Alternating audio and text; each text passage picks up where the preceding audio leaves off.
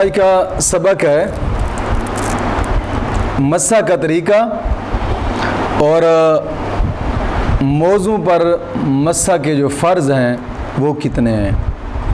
سب سے پہلے مسح کا طریقہ سمجھ لیجئے گا۔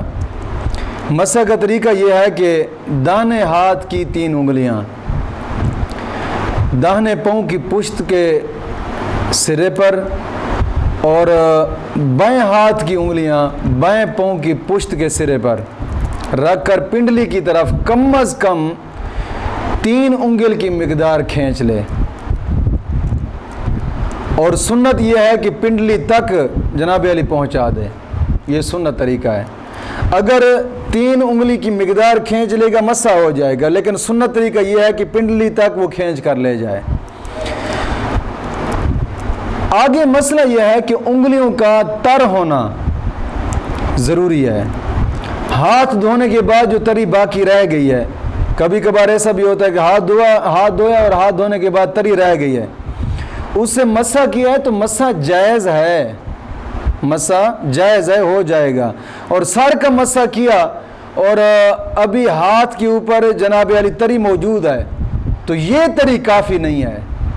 جو سر کے اوپر مسح کیا ہے اس کے بعد جو ہاتھوں کے اوپر تری ہے یہ تری کافی نہیں ہے، بلکہ پھر نئے پانی سے ہاتھ تر کر لے گا، اور کچھ حصہ ہتھیلی کا بھی اگر شامل ہو جائے تو پھر بھی کوئی حرج نہیں ہے مسح کرتے وقت۔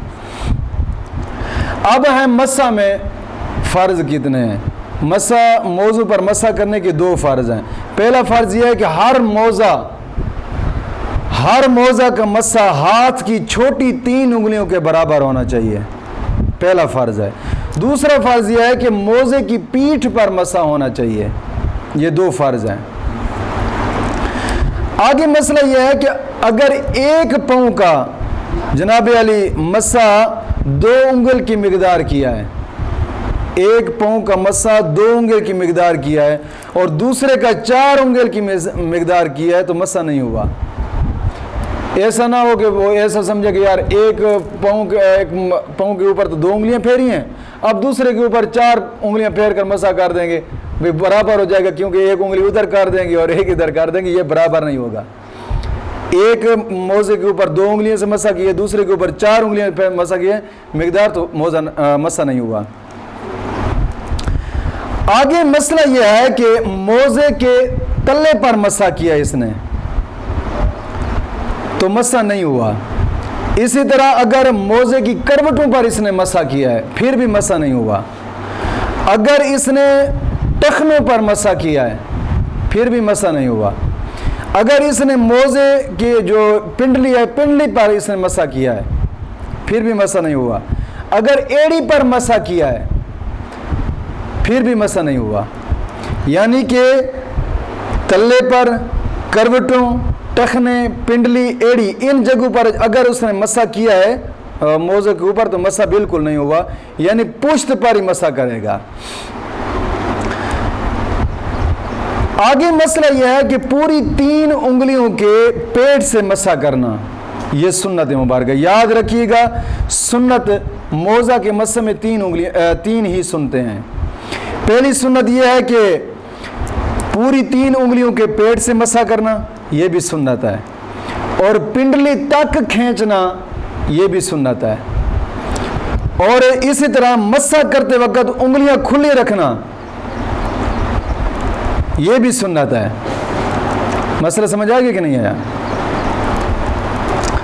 آگے مسئلہ یہ ہے کہ انگلیوں کی پشت سے مسح کیا اس نے، انگلیوں کی پشت سے مسح کیا ہے، یا پنڈلی کی طرف سے جناب علی انگلیوں کی طرف کھینچا ہے، پنڈلی کی طرف سے انگلیوں کی طرف کھینچا ہے، یا موزے کی چوڑائی میں مسح کیا اس نے، یا پھر انگلیاں ملی ہوئی رکھی ہے اس نے، یا ہتھیلی سے مسح کیا ہے۔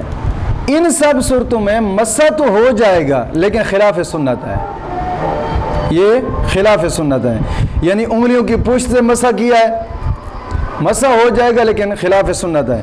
پنڈلی کی طرف کھینچا ہے، پنڈلی کی طرف سے انگلیوں کی طرف کھینچا ہے، مسح ہو جائے گا لیکن خلاف سنت ہے۔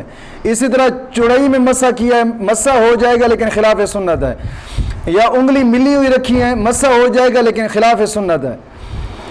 ہتھیلی سے مسح کیا مسح ہو جائے گا لیکن خلاف سنت ہے, سنت کا ثواب اس سے نہیں ملے گا. آگے مسئلہ یہ ہے کہ اگر ایک ہی انگلی سے اس نے 3 بار مسح کیا ہے, ایک ہی انگلی سے 3 بار اس نے مسح کیا ہے نئے پانی سے, کنجوس ہوگا دوسری انگلی نہیں ملا تو ایک ہی انگلی سے ایسے ملا کر مسح کیا ہے, پھر نیا پانی لیا پھر مسح کیا ہے, پھر نیا پانی لیا پھر مسح کیا, ایک ہی انگلی سے بار بار یہ مسح کرتا رہا اور ہر مرتبہ تر کر کے یہ مسح کرتا رہا اور الگ الگ جگہ پر مسح کیا اس نے, پھر تو مسح ہو گیا ہے, مسح ہو گیا لیکن سنت ادا نہیں ہوگی. اگر ایک ہی جگہ پر ایک انگلی مار کے ایک ہی انگلی سے مسح کرتا رہا اور ایک ہی جگہ پر مسح کرتا رہا پھر مسح نہیں ہوا. آگے مسئلہ یہ ہے کہ انگلی کی نوک سے اس نے مسح کیا ہے, یہ انگلیوں کی نوک ہے, اس نے انگلیوں کے پیڑ نہیں ملایا بلکہ انگلی کی نوک سے اس نے مسح کر دیا ہے. اگر ان میں اتنا پانی تھا کہ 3 انگل کے برابر جناب علی پانی ٹپکتا رہا تو مسح ہو گیا ہے. اگر 3 انگل کے برابر پانی نہیں ٹپکا مسح نہیں ہوا. آگے مسئلہ یہ ہے کہ موزے کی نوک سے, موزے کی نوک کے پاس سے جو ایک کچھ جگہ خالی ہوتی ہے, موزے کی نوک کے پاس سے ایک جگہ خالی ہوتی ہے, وہاں پاؤں کا کوئی حصہ بھی نہیں ہوتا, ایک نوک ہوتی ہے وہاں وہ جگہ خالی ہوتی ہے, وہاں پاؤں کا کوئی حصہ بھی نہیں ہوتا اس نوک کی جگہ پہ. اگر اس خالی جگہ کا اس نے مسح کیا ہے تو مسح بالکل نہیں ہوا. اگر انگلیاں پھیرتے ہوئے وہاں تک انگلی پہنچا دی ہے, اب مسح ہو گیا ہے, ورنہ اب جیسے ہی وہاں سے پاؤں ہٹے گا فوراً مسح ٹوٹ جائے گا, جیسے پاؤں ہٹے گا اس جگہ سے مسح ٹوٹ جائے گا. آگے مسئلہ یہ کہ مسح میں نہ تو نیت ضروری ہے مسح میں, اور نہ ہی 3 بار کرنا سنت ہے, بس ایک بار ہی کر لیا ہے کافی ہے. مسئلہ سمجھ آگے کہ نہیں آیا؟ آگے مسئلہ یہ ہے کہ موزے پر پیتابہ پہنا ہے اور اس پیتابہ پر اس نے مسح کیا. اگر موزے تک تری پہنچ گئی ہے تو مسح ہو گیا, اگر موزے تک تری نہیں پہنچی تو مسح نہیں ہوا. اور اسی طرح موزے اس نے پہنے ہیں اور موزے پہن کر یہ شبنم کے اندر چلا گیا, جیسے صبح صبح سیر کرنے کے لیے گھاس میں چلے جاتے ہیں, موزہ پہن کر یہ شبنم میں چلا گیا ہے, یا موزہ اس نے پہنا ہے اس پر پانی گر گیا ہے, یا پھر موزہ پہنا اوپر سے بارش آ گئی, مینہ کی بوندیں گر گئی ہیں موزے کے اوپر, گیلا ہو گیا ہے, جس جگہ مسح کیا جاتا ہے وہاں پر بوندیں گر گئی ہیں. اگر وہ 3 انگل کے برابر تر ہو گیا ہے تو مسح ہو گیا ہے, ہاتھ پھیرنے کی ضرورت ہی نہیں ہے. اگر 3 انگل کے برابر تر نہیں ہوا تو مسح نہیں ہوا. آگے اس سبق کا, آج کے سبق کا آخری مسئلہ وہ یہ ہے کہ انگریزی بوٹ اور انگریزی جوتے, انگریزی بوٹ پر بھی مسح جائز ہے, شرط یہ ہے کہ ٹخنے اسے چھپے ہوئے ہوں, اور انگریزی جوتے پر بھی مسح جائز ہے کہ شرط یہ ہے کہ ٹخنے چھپے ہوئے ہوں اس کے ساتھ بھی. اور اسی طرح امامہ ہے, کچھ لوگوں کو ہم نے دیکھا وہ ٹوپی کے اوپر بھی مسح کر لیتے ہیں, امامے پہنے ہوئے تو اماموں کے اوپر مسح کر لیتے ہیں, اماموں کے اوپر مسح کیے تو مسح جائز نہیں ہے.